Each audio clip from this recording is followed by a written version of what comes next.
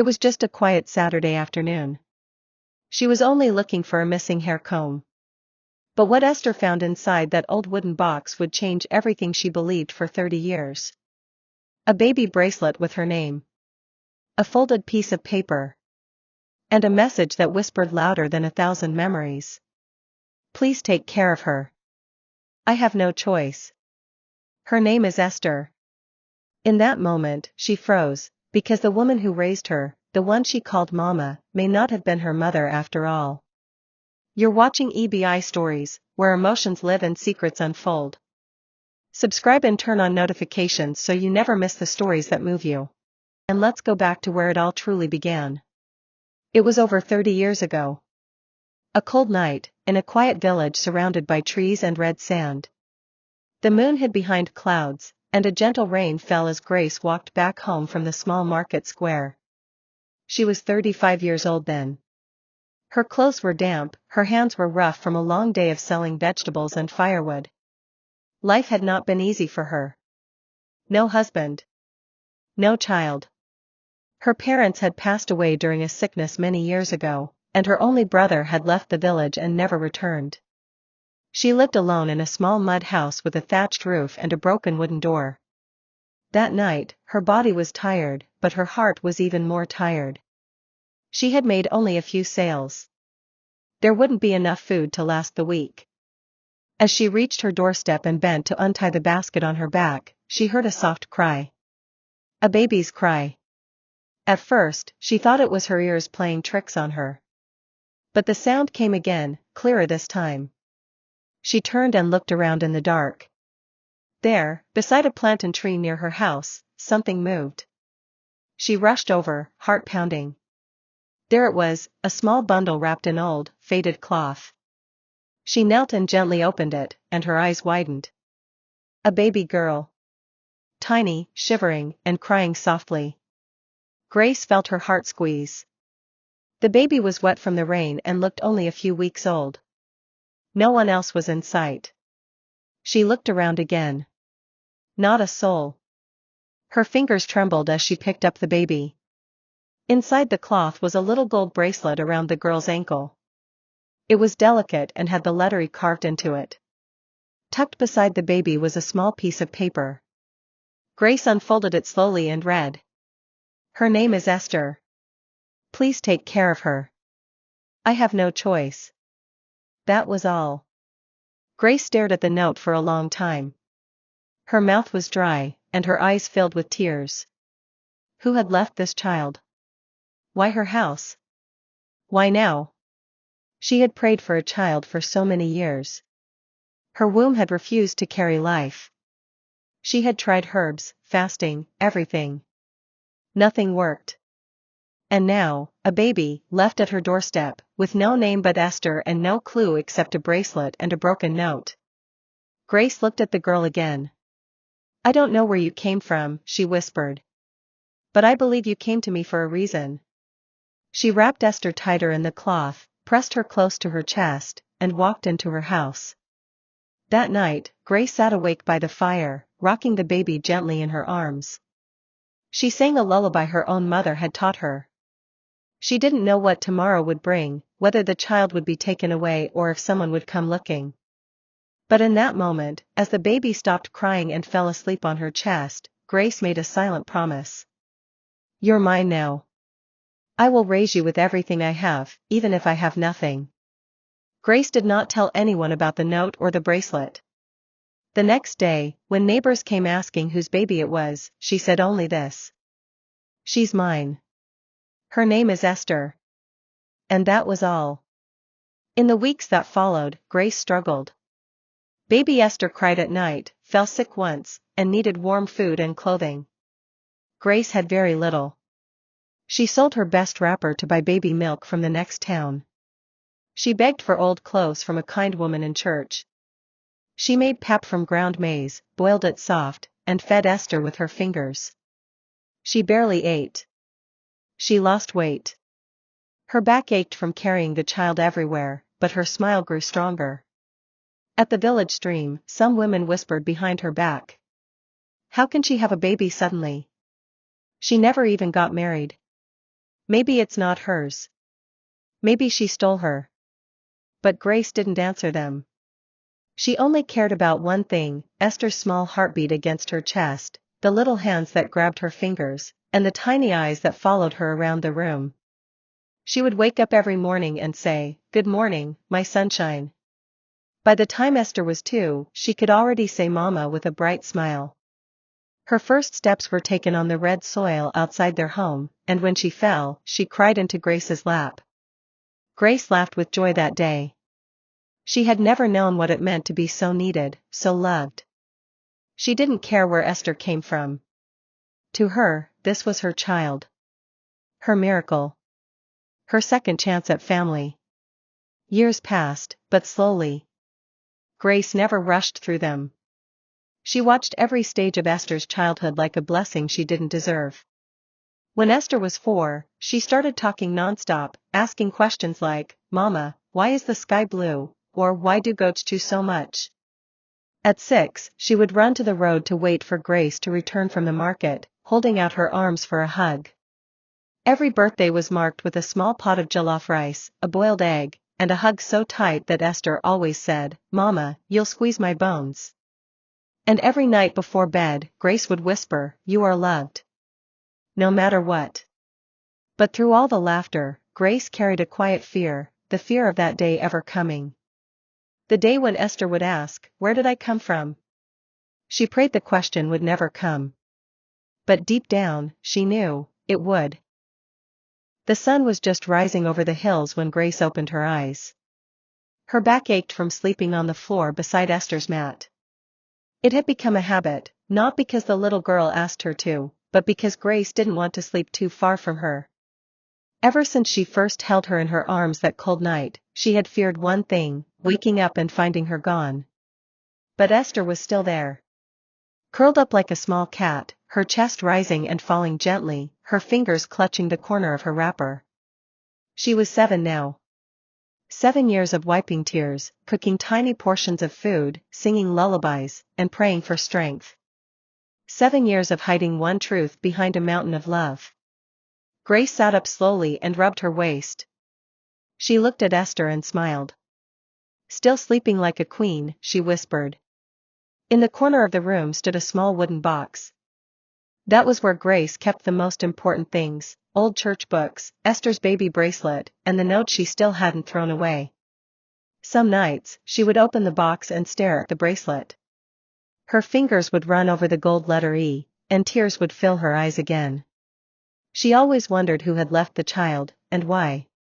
But even after all these years, no one ever came looking. Esther was hers now.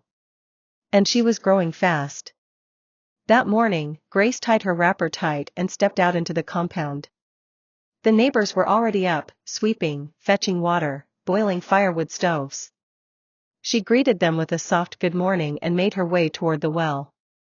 She needed to fetch water early. Today was Esther's first day at the village primary school. It had taken months of saving. She had sold 2 basins of cassava, washed clothes for a teacher's wife, and walked 2 miles every Saturday to pound yam for a rich woman at the next compound. All just to pay school fees and buy Esther's uniform. The night before, she had stayed up late, pressing the tiny dress with a hot iron heated by charcoal. Esther's shoes were second-hand, one side slightly more worn than the other, but she had polished them so well, they looked new. As she poured water into her bucket, one of the neighbor women called out, "Grace, so that child is finally going to school?" Grace smiled proudly. "Yes. She's growing. Time to learn." "You've done well. Some people with husbands can't even do half of what you've done." Grace nodded but didn't say more. Inside, she was proud, but also tired. Sometimes, the weight of motherhood pulled her down like heavy water in a deep river. But every time Esther smiled, that weight melted away like morning dew. Later that morning, Esther stood in front of the cracked mirror, fidgeting with the buttons of her blue school dress. Her hair had been packed into 2 neat puffs. Grace stood behind her, fixing the collar. "You look like a teacher already," Grace said with a smile. "Mama," Esther whispered, "what if they laugh at me?" "Why would they laugh?" My shoes are not new. Grace knelt down to her level. Look at me, my sunshine. Esther turned her eyes toward her mother. Don't ever feel small because your things are not new. Walk like you own the ground. Speak like you're sure of yourself. And always remember, the biggest people in the world didn't start with plenty. They started with a little, just like you. Esther nodded, her eyes shining with something deeper than her age. She hugged Grace tightly. I love you, Mama. Grace hugged her back even tighter. She held on a little longer, as if trying to freeze the moment in her heart. The school was just a few minutes' walk from their house. Grace held Esther's hand the whole way, even when other children stared. Some laughed, some waved. One boy shouted, "Why is your mama following you?" Esther looked down in shame, but Grace squeezed her hand and said loudly, "Because this is my queen's first day. And I want to make sure the ground knows she's coming." The other mothers laughed, and Esther smiled again. That day, Grace sat under the mango tree outside the school until noon, peeping through the window when the teacher wasn't looking. She watched her daughter raise her hand when asked a question. She watched her eat slowly at break time, even offering half of her boiled egg to another girl who had nothing. And in that moment, Grace felt like the richest woman in the whole world. That evening, after supper, Esther lay on her mat and said, "Mama, when I grow up, I want to be like you." Grace was sweeping the room and paused. Like me? Yes. I want to take care of people, and make them smile, and cook jollof rice with too much pepper. They both laughed. Grace came and sat beside her. My dear, don't be like me. Be better than me. Learn more than I did. Travel farther. Pray harder. Esther looked up at her. But you're the best person I know. Grace kissed her forehead. Then be twice as good. That's all I ask. But that night, long after Esther had fallen asleep, Grace sat outside the house with her hands in her lap. The moonlight shone across the red earth. Crickets chirped softly. And in the quiet, she spoke to the sky. Whoever left you with me. I don't know where you are. But I want you to know, she's okay. I'm doing my best. I don't know why you did it, but I thank you. She wiped a tear from her cheek. I just pray that one day, if she ever finds out the truth, she'll still look at me the same way she does now. She looked back at the doorway, where Esther lay inside, her small chest rising and falling with sleep. She's my child. No matter what. The harmattan had arrived. Dust danced in the air, and the cold breeze scraped gently across people's skin. It was the kind of weather that made lips dry and noses run, especially for children. Esther, now 8 years old, stood barefoot in the small compound, her tiny arms crossed over her chest. Her school socks were hanging on a string near the fire, still wet from washing. Grace had just finished rubbing shea butter on her legs. Don't go out without socks, Grace warned, adjusting Esther's uniform. You'll catch cold. But Mama, Esther pouted, I'm already late. Better to be late and well than early and sick, Grace replied, pulling her close to blow warm air into her hands. Now sit, let the socks dry a bit more. Esther sat on the low wooden stool, swinging her legs. It had become their routine, Grace waking early to warm water, iron uniforms with a hot stone wrapped in cloth, and prepare pap before school. She didn't complain.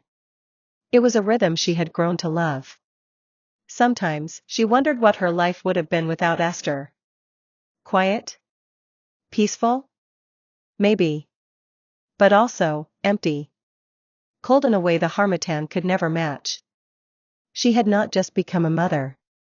She had become someone with purpose. Later that day, something happened that Grace would never forget. Esther returned from school, dragging her feet and wearing a strange expression. Grace noticed right away. Sunshine, what's wrong? Esther didn't answer immediately. She placed her books on the bench and sat down on the floor mat, staring at her toes. Grace's heart started to beat faster. Esther, talk to me. After a few seconds, Esther finally looked up. Mama, today in class, the teacher asked us to write about our families. Some children wrote about their mummies and daddies. I wrote about you. Grace smiled softly. That's okay. I said you're the best mother in the world. But then, one girl laughed at me. Grace frowned. Why? She said I don't look like you. That you're too dark and I'm light. She asked if I'm really your daughter. Grace felt her throat tighten. The kind of tightness that comes from fear, not anger. Esther looked at her, eyes wide. Am I really your daughter? There it was. The question she had prayed would never come. Not this early. Grace bent down slowly and took Esther's small hands in hers. My child, she began softly, being a daughter is not just about blood or who gave birth to who. It's about love. It's about who stays when others leave. Who feeds you when you're hungry. Who carries you when you're tired. Esther's lips trembled. So I'm yours? Grace pulled her into a hug, holding her tightly against her chest. You are mine. My own. And I'm yours. We may not look alike, but my heart knows you. Every beat knows you. Esther said nothing for a moment, then whispered, Okay, Mama. She rested her head on Grace's shoulder. And that was enough. For now. That night, Grace opened the wooden box again. She held the small gold bracelet in her palm and closed her eyes. How long can I keep this secret, she whispered to herself.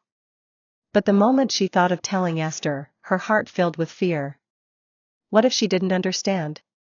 What if she felt abandoned? What if it changed how she looked at her? So Grace did what she always did. She put the bracelet back in the box, and closed the lid. The following week, Esther came home from school with good news. Mama! I came first in my class. Grace dropped the mortar she was pounding and screamed with joy. N? First? In the whole class? Esther jumped and danced. Yes. My teacher said I'm very smart. Grace lifted her and spun her in the air, laughing so hard that the neighbors peeked over the fence. That night, even though there wasn't much food, Grace found a way to celebrate. She cooked rice with tiny pieces of dried fish, fried small plantains, and shared a sachet of malt with Esther. As they ate, Esther said, One day, I'll be a big woman and take care of you. Grace smiled, wiping her hands on her wrapper. Just keep being good, my child. That's all the blessing I need. But deep down, she also knew, the more Esther grew, the harder the truth would be to hide. One Sunday after church, something else happened that left Grace unsettled. An old man who hadn't been to the village in years came visiting. He was one of Grace's late father's cousins. They hadn't spoken in a long time. He walked into her compound, holding his walking stick and chewing cola nut.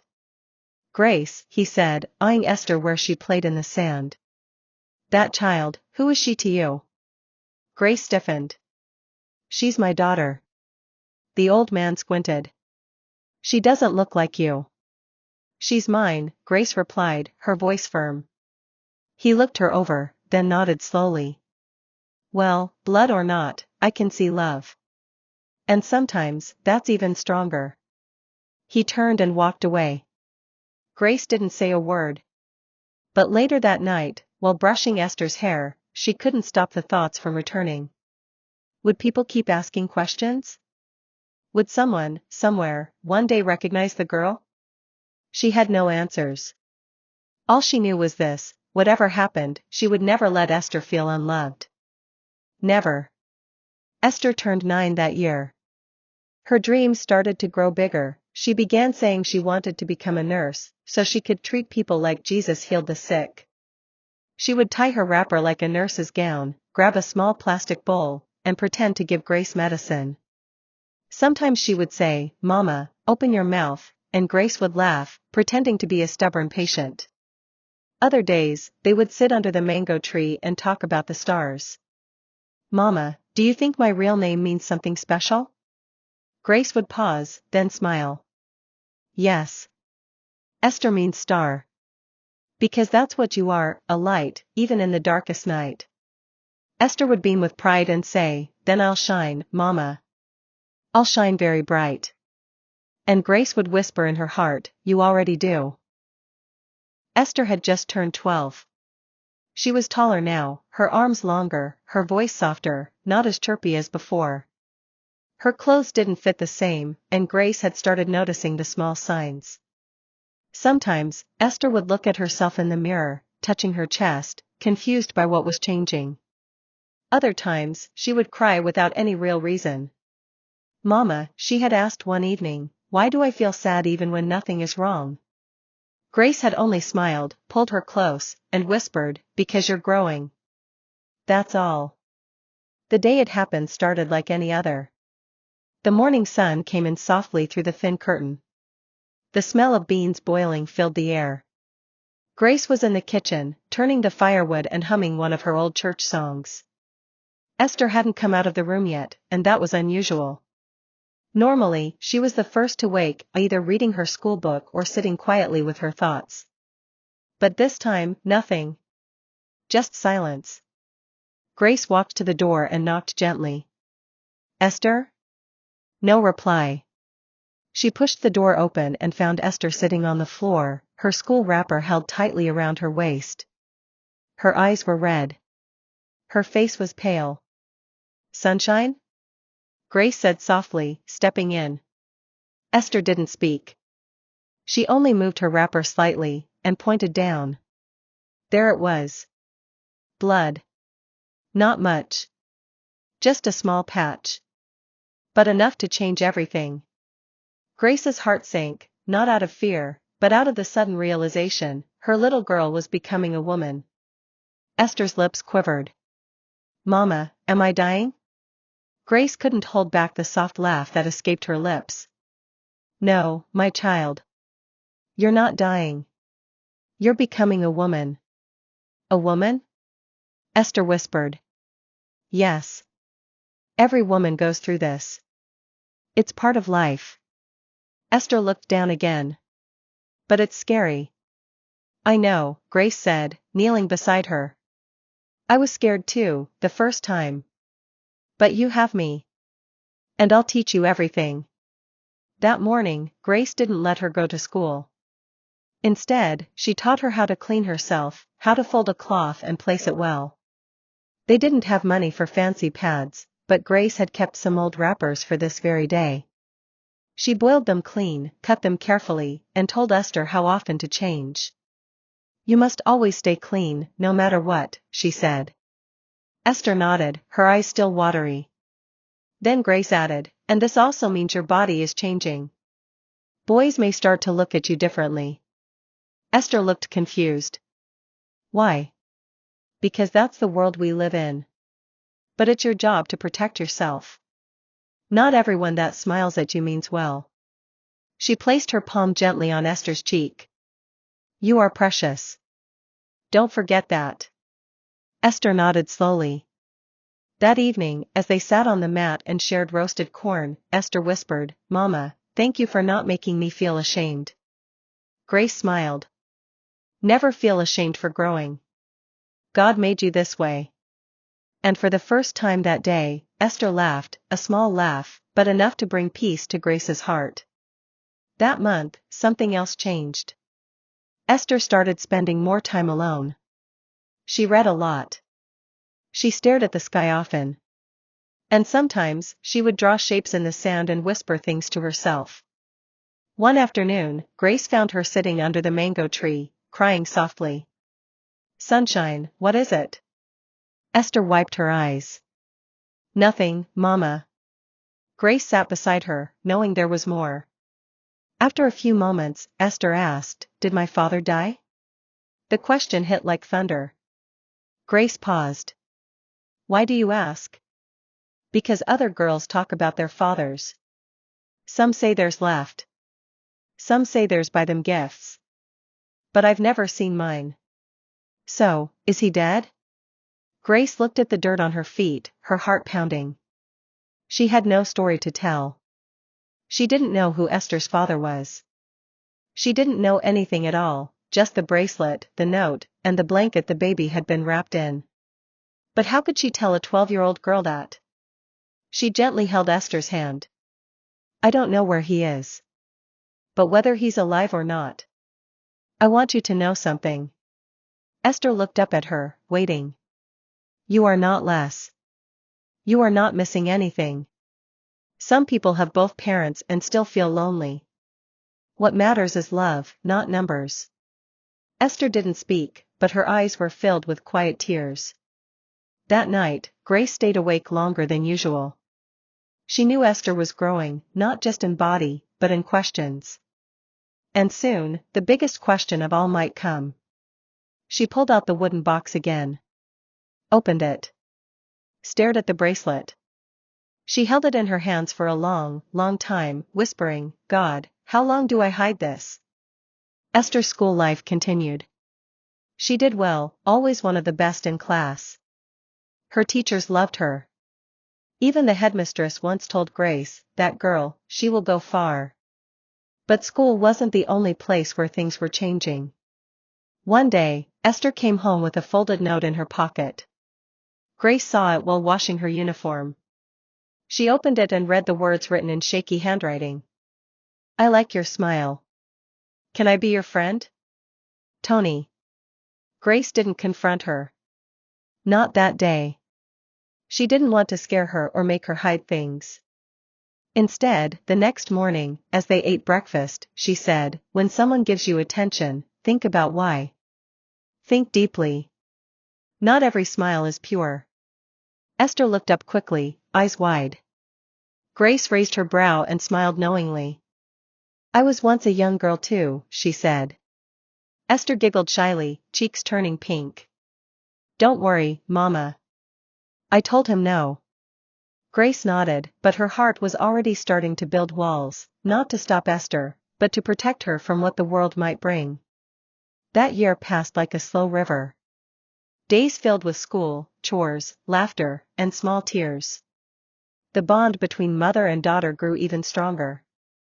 And though the truth still sat quietly in Grace's heart, unmoving, the fear of it coming out began to whisper louder with each passing season. Because the closer Esther got to becoming a woman, the closer they got to the day everything would change. Many years later. Esther was 30 now. It was no longer just a secret. It was a storm, waiting. One Sunday morning, after church, Esther stayed behind with the choir while Grace walked home alone. The sky was bright, but Grace felt heavy. She hadn't been sleeping well. Night after night, she kept dreaming of Esther finding out. And in each dream, she saw the same thing, Esther's face, broken and full of betrayal. She had told herself she would carry the secret to the grave. But the grave, now didn't seem too far. Her cough had returned. It started quietly at first, just a dry sound she brushed off. But now it came with blood. Not every time, just sometimes. But enough to make her pause and sit down. She didn't tell Esther. She didn't want to worry her. But something told her, time was moving faster than she hoped. That evening, Esther came home, laughing with her friend Sarah. They had eaten roasted yam by the roadside and were talking about a play their school was preparing. Esther's eyes were bright with joy. She hadn't noticed how tired Grace looked. Grace smiled and listened. She didn't want to take the light out of the moment. But that night, when Esther had gone to bed, Grace sat alone by the lantern and opened the small wooden box one more time. Inside, the bracelet still lay there, quiet and cold. Next to it was the folded note, the one that had been left with Esther when she was a baby. She unfolded it again, as if reading it for the first time. Please take care of her. I have no choice. Her name is Esther. She deserves better than I can give. Just one line. No explanation. No return address. Nothing. Grace held the paper close to her chest and cried softly. She had raised Esther with all the love in her heart. But still, would it be enough, when the truth came out? One Saturday afternoon, while Grace was away at the market, Esther was looking for a missing hair comb. She opened the wooden wardrobe and searched through the drawers. Her eyes landed on the old box. She had seen it before but was always told not to touch it. But this time, something made her pause. She opened it. Inside, she found the small baby bracelet, pink and worn, with the name Esther carefully engraved on it. She smiled softly. But then she saw the folded paper. And curiosity whispered louder than caution. She opened it. And read the words slowly. Please take care of her. I have no choice. Her name is Esther. Her hand began to shake. She read it again. And again. And again. The same question echoed in her mind, what is this? When Grace returned from the market, she saw Esther standing in the doorway, holding the note. Her eyes were wet. Her voice was small. But her question was loud. Mama, what is this? Grace froze. The bag of tomatoes dropped from her hands. She opened her mouth to speak, but nothing came out.